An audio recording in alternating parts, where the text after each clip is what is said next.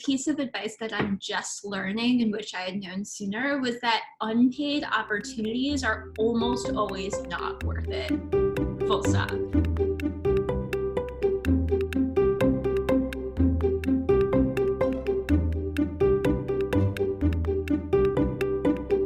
Welcome to the Personal Finance for PhDs podcast, a higher education in personal finance. I'm your host, Dr. Emily Roberts. This is Season 6, Episode 14, and today my guest is Rebecca Brenner Graham, a PhD candidate in history at American University. Rebecca has always side hustled to supplement her stipend, but she kicked it up a notch in her fourth year to pay for her wedding. We discuss how Rebecca balanced her time and energy among her own dissertation work, her teaching assistantship, her self-employment gig as a researcher for an economics professor, wedding planning, and the rest of her life. Listen through to the end to hear how Rebecca's wedding went and some wedding planning tips from both of us. Without further ado, here's my interview with Rebecca Brenner Graham. I am so delighted to have joining me on the podcast today, Rebecca Brenner Graham, who is going to be discussing with me her wedding, her recent wedding, and how she ended up paying for that on her grad student stipend, and actually on more than just her grad student stipend. So, Rebecca, thanks so much for joining me on the podcast today, and will you please tell us a little bit more about yourself? Thank you so much for having me. As I was telling you, I'm a longtime listener, and it just occurred to me that I might have something useful to add. So I went to college at Mount Holyoke in Western Massachusetts. It's a women's college. There, I double majored in history and philosophy, and then I went straight into my history graduate school. I'm now starting my 5th year of the PhD. I was able to do the public history master's combined with my doctoral coursework, which is one of the reasons that I love my department at American University. My dissertation, if anyone's interested in that, is on Sunday mail delivery from 1810 through 1912 as a lens into religion-state relations. And because I got my master's in public history, I've also had some museum gigs on the side on top of working as a TA in the American University Department of History. That's about it. Yeah. Is that typical for people in your department to be taking on museum jobs or outside gigs like that? It's typical in the sense that being atypical is typical. So there's not one way to do it. There's not one way to make it work. Like one of my classmates does a bunch of oral histories of basketball players for money. Some of them are like older and married or have houses. For me, especially because I came straight from undergrad, in order to have enough money to not be worrying about it constantly, I have had part-time work every year on top of TAing. Okay, it's good to know. So basically what you're saying is the stipend that you're receiving is not sufficient across the board. No one is doing this on just the stipend. They either have outside sources of income from a spouse or something, or maybe past savings, or they're currently taking on side hustles, right? So I think I can think of 2 classmates who, and this is not a coincidence, they are the 2 in the department that are younger than me that haven't had that much part-time work. One of them is extremely frugal, and the other one decided to take out loans on top of the stipend. So I adore my department. Like, I am so happy to be there. At the same time, we do have the second lowest stipend of all history departments in the greater DC area. Okay. Yeah. I'm glad to hear that balance of like, hey, it's worth it. We're doing it, but this is what it takes to get it done. Side hustling for you, other solutions for other people, but glad to hear that. So, okay. You've given us a little bit of a, brief kind of career history coming straight from college into graduate school, doing your master's and PhD right in a row. Where does your relationship factor into this? So going way back for a second, we actually met in a summer program in Washington, D.C. when we were 16, like for high school students. We ended up at college near each other. His name is Brandon, and Brandon went to UMass Amherst. So we were together for the first half of college, and then we broke up just like seeing other people, didn't think or know that we'd get back together. We ran into each other a couple of years later, and the summer after graduation, we ended up getting back together. And then 6 months after that, he moved from New York to DC in order to be with me. And even before Brandon and I got back together, I had facetiously told friends that I need to pass my dissertation proposal even before I get an engagement proposal. And this was like even before I was in a PhD program. This is when I knew I wanted to do a PhD. And so third year of graduate school, toward the end of the year, I was about to become all but dissertation ABD, and we had already gone ring shopping. Like I thought we might be getting engaged soon. And then I ended up getting engaged a few weeks before my prospectus defense. So at the end of my third year of grad school, I was ABD and also engaged. Yeah, I really love that I know you said facetiously, but you were thoughtful about this, right? Like you had an idea of how you wanted your career to play out, and also how your relationship, whoever that was with, how you wanted that to play out. And it's good to hear really that your husband made that sacrifice when he was your boyfriend of moving to where you were so that you could prioritize your career, and he was going to figure it out. And it's not necessarily a common story. So I'm really glad to hear that. And I totally, I'm reminded of when I got engaged, was also during graduate school. My husband, we had sort of decided together that, we were going to get married, moving towards that direction, but he wanted to wait to propose until he also achieved candidacy. So I was further away from that. That actually didn't happen for me until like my fourth year of graduate school, I think, just the way my department works. But he was like, no, I have to get my prelims out of the way, and then I can think about the engagement. So he had the same thought process as you, but from the opposite perspective in our case. And I think it's an autonomy of time thing, because even if it's the same work across the board, you have, I think in most programs, right, you have more autonomy of time after that ABD mark. Yeah, I think for my husband, it was that, but also just the stress of like preparing for the prelim and writing whatever he had to write and doing whatever he had to do, like oral defense or something. I don't remember the details for him, but just to get past that, like sort of stressful thing, he wanted it off his plate so he could enjoy the process of being engaged and planning the wedding and not having to juggle kind of those two things simultaneously, and know that, yeah, there's going to be a few more years here until we have to repeat that process for, the dissertation and ultimate defense.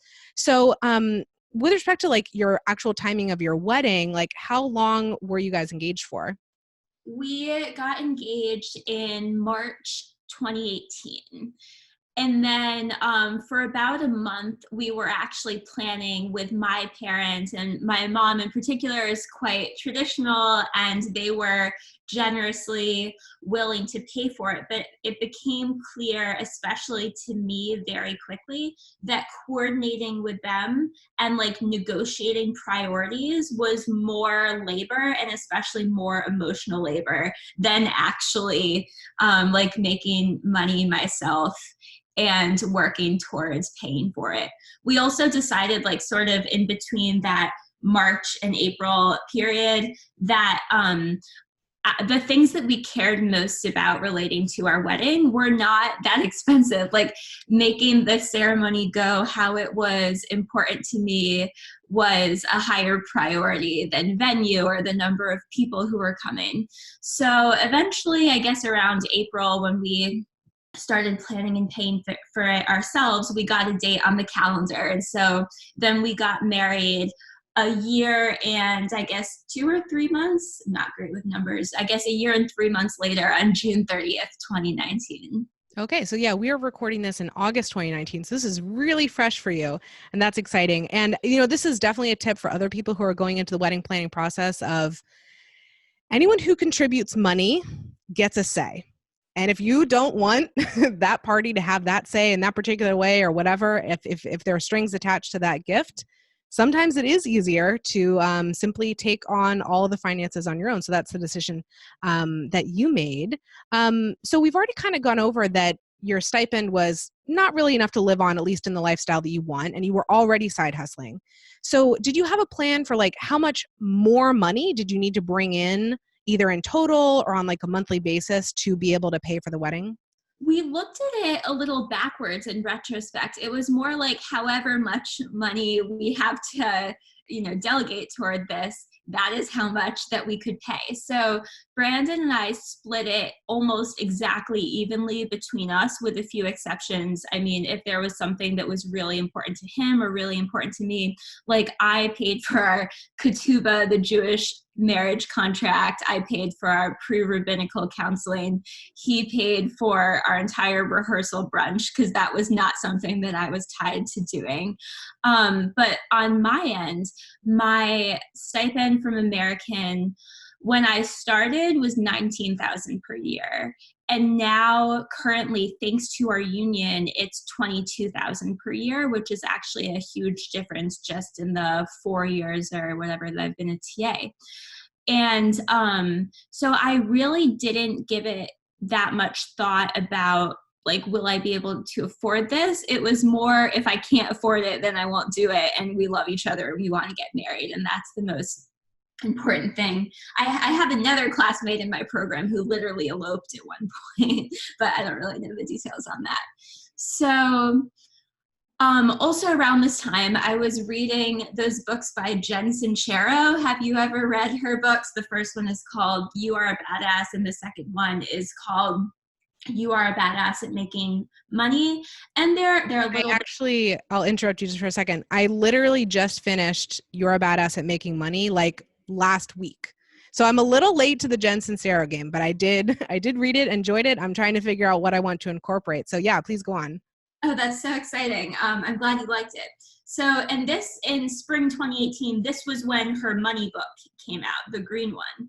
And I mean, she's a little bit more, I don't know if the word is capitalist than I am, but she's also in line with my feminism. And like, a central takeaway from Sincero's work is that sometimes you have to jump and then create the net for yourself. And that's what happened when we decided to pay for our own wedding. So around the time that we had made that decision, I was reading a bunch of Jen Sincero. A major advantage of doing a history program in DC is that a lot of people email the department to offer work opportunities. So then in May 2018, I heard about a summer job working for an economics professor at George Mason to do research on 19th and early 20th century labor history. My dissertation is on 19th century and early 20th century religion-state relations, and there's a lot of overlap with that labor history. So I ended up working for her over the summer, and then she offered for me to stay for the coming school year, like this past school year, 2018 through 19. And my advisor helped me negotiate a 50% salary increase for that. So that was my side gig that took a lot of time and essentially paid for my wedding. But it was also a completely pleasant experience working for this economist.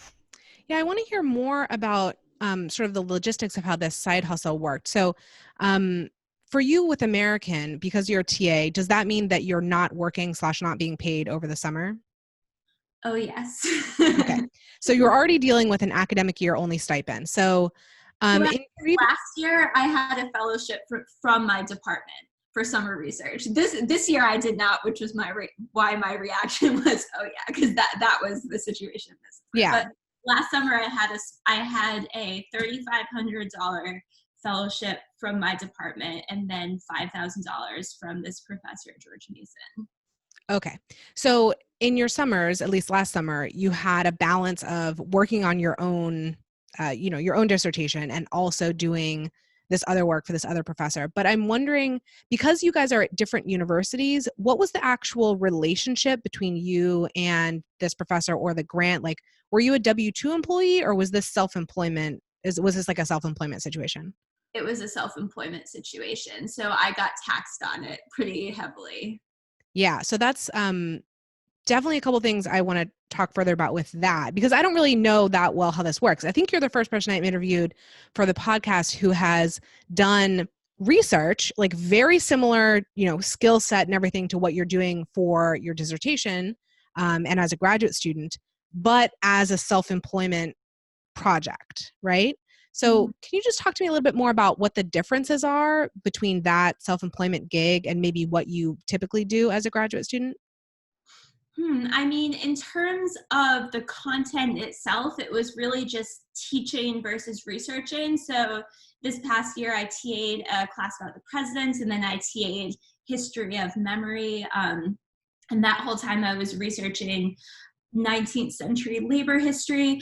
But then the biggest difference in terms of how much it affects me is that the side gig did not withhold any taxes. So as a graduate student, cobbling together a bunch of opportunities to approach like 40K per year, which is really great for grad school. I paid $4,000 in taxes last year, and that was most of my that was most of my money. Yeah. So I'll make a couple elaborations on that for anyone who is looking into self-employment, which is a great, I mean, it's, if you're going to do a side hustle, I kind of think self-employment is the way to go because you have a lot more control over your schedule, over how much you're going to work. But the flip side of that is you have to take a lot more responsibility yourself when it comes to the financial side of things. So one of the main things is that you need to pay a lot of tax, and no one is withholding that tax for you. So two notes there. The first is that, so with self-employment stuff, it's not like income tax, and you know this, so I'm speaking to the audience, but it's not like income tax where, you know, you're not taxed on the first chunk of income you take in, then you'll have a low tax rate on the next chunk, then you'll have a higher tax rate on the next chunk. That's the graduated income tax system. You will still pay income tax as a self-employed person. So just add that on top of whatever the rest of your income is. You know, it's going to be in the 12% or maybe even the 22% bracket, depending on how much money you make. But in addition, you have self-employment tax, which is, I believe, 15.3% on everything. The first dollar that you make as a self-employed person, 15.3% of everything. So it's not like that graduated system. So it ends up feeling like you pay a lot, and you do pay a lot in tax because of these two different types of tax that you end up paying, income tax and self-employment tax. So for anyone who is making a significant self-employment income like you did, you have to set money aside for tax. You have to prepare for that. You have to do the calculations because you don't want to be surprised at the end of the year with, I mean, you can be very pleased that you made all this money through self-employment. It's amazing, but you have to be prepared for the tax side of things. So one thing I'll recommend actually for anyone who is either self-employed or who has a fellowship who doesn't have income tax withheld. I have resources on my website about paying quarterly estimated tax. You can go to the site and search for quarterly estimated tax. You'll come up with like my main article on that. It's designed for people who have fellowship income, but people with self-employment income can take a lot out of that as well. And if you want a little bit further help, I'll link from the show notes. I actually have a workshop on helping people pay quarterly estimated tax. Again, to not be surprised at the end of the year with a huge tax bill. It helps you estimate the amount of tax you'll have to pay and also pay through it quarterly. Okay, so Rebecca, that was a little bit of a diversion just because this is, you know, my wheelhouse about taxes. I know that's very helpful. Yeah. So I actually was a little bit further curious because I think what I was asking, and I didn't phrase this quite right earlier, was about, so the difference between your dissertation work, which you are either receiving a fellowship for or maybe not being explicitly paid to do in your primary role as a graduate student, versus this self-employment relationship, this contractor relationship you have with this professor. I guess what I'm asking about is like intellectual or academic ownership over that work. Like, are you going to be on papers like for the, just because it's like, it's an unusual way to be doing research as a self-employed person, but still in an academic setting, but it's at a different university. So that's why it was sort of interesting and complicated. I find it to be really common, particularly in Washington, D.C., where we have a lot of federal archives. So since I started grad school in 2015, I've honestly lost track of the number of professors who've emailed the department literally from as far as Australia and asked our grad students to do work for them. I think I don't do it unless it's $30 per hour, but I used to do it for like $12, $15 per hour before I knew better. And as far as I know, we never get even an acknowledgement because we're a human in the right location who has used archives before and isn't going to mess it up when researching. Gotcha. So it's really, my dissertation, I am the author. Right. So it's really just by virtue of where you're attending graduate school and the skill set that you have access, and people, as you were saying, from all over the world want some access, and they'll use you, hire you to be a conduit for, helping them with that work.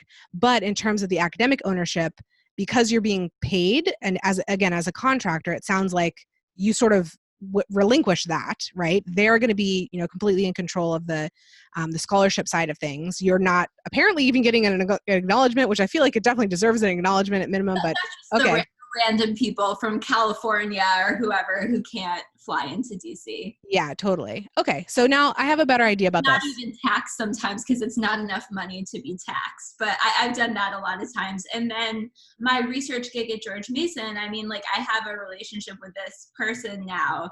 I don't know when her book will be done, but I'll be in communication with her. And I definitely felt like I was a part of the project, even though for the argument of the book, that's entirely her argument. I'm just providing the facts that she then integrates into her analysis. Yeah. I guess I'm also wondering, maybe, for her situation, why wasn't she working with a graduate student at her own institution, like her advisee or something? A historian. So she's in an economics department, and she specifically reached out to history departments because she wanted somebody to do the deep she wanted reviews of historical literature by historians, and then also just that change over time analysis that my department trains me to do. Gotcha. Okay. Yeah, this is really, really interesting to me. Emily here for a brief interlude. I am just bursting with this news. I have launched a community for personal finance for PhDs. The community is for PhDs and people pursuing PhDs who want to level up their practice of personal finance by opening and funding an IRA, starting to budget, aggressively paying off debt, financially navigating a life or career transition, maximizing the income from a side hustle, preparing an accurate tax return, and much more. Inside the community, you'll have access to a library of financial education products I've made in the past, and I'm going to add new trainings to that library every month. There is also a discussion forum, monthly live calls with me, a book club, and progress journaling for financial goals. Basically, the community is going to help you reach your financial goals, whatever they are. Go to pfforphds.com/community to find out even more. If you're listening to this in real time, you have the opportunity to become a founding member of the community at a discount. The price is going up on August 15th, 2020, so don't delay. Go to pfforphds.com/community for all the details. I can't wait to help propel you to financial success. Now back to the interview. I guess the other sort of big picture question I wanted to ask you about side hustling is, so the side hustling is necessary financially for the wedding, for living your life. Do you think it's giving you more than that? Is this actually advancing your career in some way? That's a fantastic question, and I really hadn't thought about it. The economics people at George Mason, their department is a completely different environment than mine. So it's educational just in that sense to meet more people in different places. Overall, the research work definitely was not expanding my skill set. It probably expanded my content knowledge a little bit, but it wasn't that much more than whatever I had to be familiar with for comprehensive exams because I did all of that time period. For the George Mason people, I earned, for the whole year, it was $15,000. And the previous year, before I was engaged, my side hustle during my third year of graduate school paid $1,500. So literally take off a zero. And that was writing an exhibit for a museum. And that was fantastic experience that definitely advanced my CV resume and what I know how to do. Gotcha. So there may be a little bit of a trade-off there. This is not surprising that the things that benefit you more as an individual there may be a trade-off on the money there, right? You're being paid more, but correct. Yeah. So, hopefully that's not the case. I wish for everyone to have a side hustle that pays really well and advances your career and all of that. But sometimes you may have to, trade off one or the other. But it sounds like at least at the very, very minimum, you've expanded your network, right? You've met more people. You've worked closely with this one individual. So maybe that'll come in, into play later on. Who knows about that? So I want to move now to talking about how you manage your time. So you're obviously a long time side hustler, but it sounds like you really maybe stepped up your hours and to make, this additional money in this past year to be able to fund the wedding that you wanted. So can you talk to me a little bit about how you balanced, your dissertation work, your TA role, the side hustle, maybe multiple side hustles if you're still doing other ones, and then of course just the rest of your personal life? I have noticed for a while that it comes down to two things. One is time management, which I'm sure seems pretty straightforward. And the second is the kind of energy that the opportunity is giving you. So I have felt for a long time, this is also just my personality, that if an opportunity is giving me a lot of positive energy, I genuinely feel like I can do anything. But if it's not, and sometimes things take away from my energy, then that becomes a real challenge. So I remember at the beginning of last school year, so like last fall, actually around this exact time last year, I majorly had not figured out how that balance was going to work. I was so stressed that I ended up giving up caffeine for several months, even though coffee is like my favorite thing, because I was just like so energized and stressed all the time that it was just miserable. And just not knowing how I was going to balance my time all year, and also the way that we ended up doing our wedding, and I'm sure we'll talk about this later, it ended up working out great, but we accepted a lot of favors from people. Like a friend did the photography, a friend did the flowers, a family friend officiated our service. And when you rely on people, even if they're really close friends and family, it's just really stressful, like to maintain the relationships. And I never wanted to feel like I was a burden on people. So that created a lot of stress and the most challenges very early on. But over the course of the year, I think I just adjusted. Also, second semester, this fantastic TA assignment for a fantastic, really supportive, enthusiastic professor.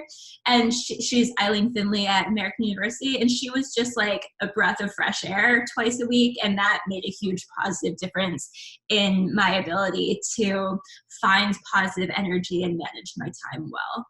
Yeah, I think that's an excellent point that you're making. I wonder, to make it any more applicable for the listener, how do you, can you tell in advance what kinds of activities are going to give you energy so you can kind of filter, like, I'm not going to accept this opportunity because it seems like it'll be draining? Have you figured out any kind of framework around that, or is it just have to try it and see? I'm definitely not an expert on that, in the sense that I am still figuring that out. So this is not what you asked, but I could break down what an average week was like. I think both semesters, my TA at AU, that was Tuesday and Friday. So then I would often go to George Mason, where they gave me a desk, which was nice. And that way I felt like I had community there. I almost always went once a week. I didn't go more than once a week very often, but it was typically on a Monday, Wednesday, or a Thursday, really. And then 1 or 2 days I would actually get to do my own work on my own dissertation. And I ended up drafting 1 chapter out of 6 first semester and 1 chapter out of 6 second semester. But I really have much higher hopes for this coming academic year, when I'm not planning and paying for a wedding. I hope to be able to draft more than 1 chapter each semester. That actually does sound like really good progress to me. So I take it you are going to take the side hustle down some. You're not trying to make as much money in the upcoming year as you did last year? So I ended working for George Mason at the end of the school year because it was like an academic school year position, but also during second semester, I allocated some time toward applying for fellowships, just because everyone told me that that's what you do when you're going into 5th year. And I actually got 3 out of 4 of the ones that I applied for. One of them is through the same people at George Mason. So that ties into what you said about like making connections helps. One is from Mount Holyoke College, where I did my undergrad work. It's specifically from the history department there. That's the biggest fellowship. They're basically paying my rent for the coming year, and that will hopefully really allow me to focus on my actual dissertation work. And then the third is a research grant from my department. at American. So I'm really trying not to take on side hustle work like I did last year. Though I did have a potentially paid opportunity fall into my lap for this coming year, but it hasn't fully developed yet. And I need to prioritize my dissertation because I wasn't always able to work on it as much as I wanted to this past year. Yeah, congratulations on winning those 3 fellowships. Are you continuing to TA in addition to accepting those fellowships? This coming year is my last year of TAing. Okay, but yeah, it's a great point for anyone who is looking to side hustling during graduate school, and especially for for you, where your progress on your dissertation is up to you, right? Your ABD, it's at your own speed. There is a danger of devoting too much time to making money on the side and not enough time to actually progressing through your current career stage so that you can get a full-time job and have an actual salary. Balance to strike for a few reasons. One is I get the most work done when I can take myself out to the pizza place next to my apartment and buy my favorite pizza, or get coffee at a bunch of different coffee shops, or buy a nice new planner for myself to organize my life. It's you have to have some cash flow, at least in my experience, in order to be your best student. Gotcha. And I think the other reason is that I actually want to go into public history and museum work rather than academia. So in order to get more relevant job experience, that's also a balance to strike for me. For sure. Yeah. Thanks for pointing that out. So we've been talking about the side hustles and the wedding. You added, $15,000 to your wedding fund. It sounds like more or less for this past year. And it just was a month or so ago. So how was it? How'd the wedding go? So we got married at the Hamilton restaurant in downtown Washington, D.C. It's around the corner from the White House. And it's both a restaurant and a concert venue. And I would highly recommend to anyone looking to have a great wedding at a minimal cost to get married at a restaurant that has a concert venue, because under one contract, we had our venue, the food, they provided the cupcakes, it included the open bar. There was a guy that was, so I thought we had a lights guy and then a sound guy, and I just realized when I was telling my husband about this interview that those were actually the same person. So it came with a lights guy and a sound guy. So the venue was really great.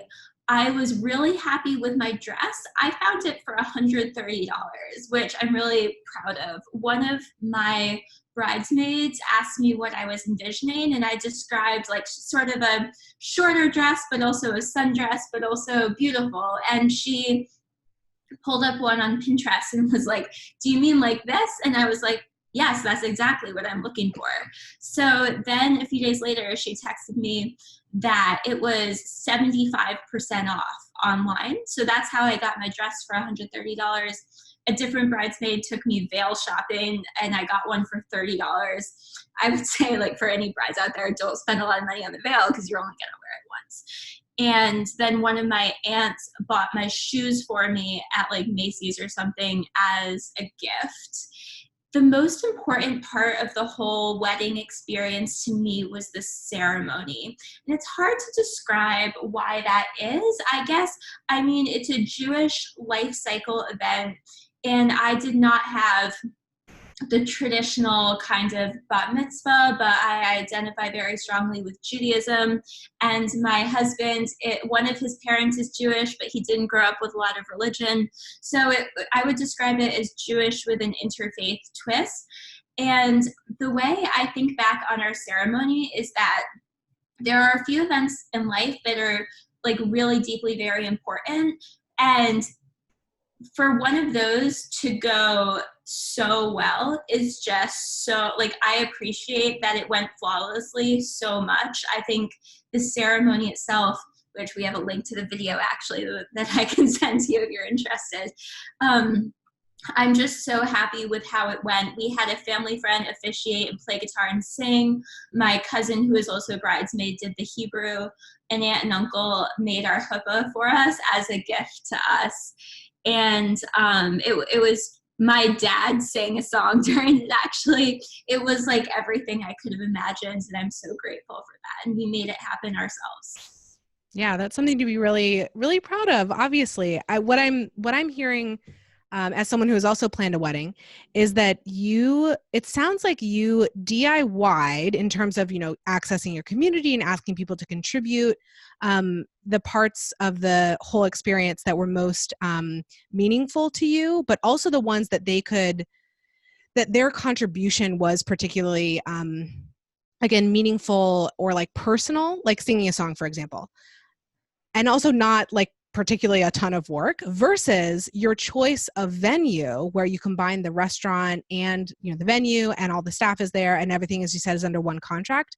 That was a way that you made a really simple decision that made the planning a lot easier. I did the opposite thing with my wedding, so I know that it's a lot of work and a lot of money to do things the other way. So anyone who's like thinking about planning a wedding, I think that you went about this in a very positive and thoughtful and way that paid off, it sounds like, really well. Your wedding venue, if you don't mind me asking. Yeah, so we had two, first of all, because one, we got married in a church, and two, the reception was at a different location. So it's already dealing with two different locations, right?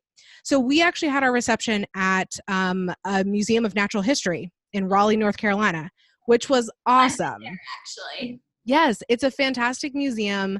I was so excited. I grew up outside DC, so I've been in love with the Natural History Museum as part of the Smithsonian forever. So to have a chance to do that in a similar museum in Raleigh was so much fun. So the venue was really, really fun, but it was an outside caterer. It's a lot of work. Rentals were a whole separate thing. So getting it all done in one place, I think, was really smart, saves a lot of time, saves a lot of money. And as I said, then you chose to DIY the parts where people could actually really contribute instead of, for example, asking for people to contribute on like the food or, there's other ways to do this kind of thing that could be a little bit more work for everyone rather than just, I'm giving you this wonderful gift of a song or the shoes or whatever it turns out to be. So I appreciate hearing about that. And it sounds like you had a wonderful time, and I'm happy that everything worked out, with the side hustle and everything. Any final comments on the wedding and then the side hustle? Just a quick funny thing that came to mind is that one of my closest friends who did our flowers, she was literally a few days away from getting her doctorate. Her name's Arlisha, and she got her doctorate in history a few days after my wedding. Her final year of dissertating, she literally texted me and was like, I'm taking up flower arrangement as a hobby while I finish my dissertation. Can I do this for your wedding? And I had not previously cared about the flowers, but I was like, yes, if you want to, go for it. And then she did an amazing job. And just the aesthetics of the room, I think, looked so much better because Arlisha's dissertation side hobby was flower arrangement. Yeah, that's, I think, in the academic space, we talk a lot about, mental health and self-care and so forth. And that's a really fun, healing, stress relieving thing to potentially do that, hey, can also help out a friend or even become a side hustle if you want to. I had an interview recently with someone who decided to turn her baking hobby as a graduate student into a business. So it's the same kind of thing, right?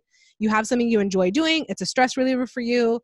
Why not turn it into something a little bit bigger? So final question here, Rebecca, which is, what is your best financial advice for another early career PhD? The piece of advice that I'm just learning and wish I had known sooner was that unpaid opportunities are almost always not worth it. Full stop. Yep. Also, as a PhD student, you have to do your doctoral requirements and dissertation, but there's really nothing else that you have to do. And if you have different wedding preferences from your parents, just do it your own way. And if some customs from your religion are meaningful, just stick to those. If others aren't, our wedding was really a growth opportunity for me, and I'm proud and thankful for how it went. Wonderful. No need to elaborate any further on that. Rebecca, thank you so much for sharing the story on the podcast with me. Thank you so much. Listeners, thank you for joining me for this episode. pfforphds.com/podcast is the hub for the Personal Finance for PhDs podcast. There you can find links to all the episode show notes and a form to volunteer to be interviewed. I'd love for you to check it out and get more involved. If you've been enjoying the podcast, please consider joining my mailing list for my behind-the-scenes commentary about each episode. Register at pfforphds.com/subscribe. See you in the next episode. And remember, you don't have to have a PhD to succeed with personal finance, but it helps. The music is Stages of Awakening by Poddington Bear from the Free Music Archive and is shared under CC by NC. Podcast editing and show notes creation by Lourdes Bobbio.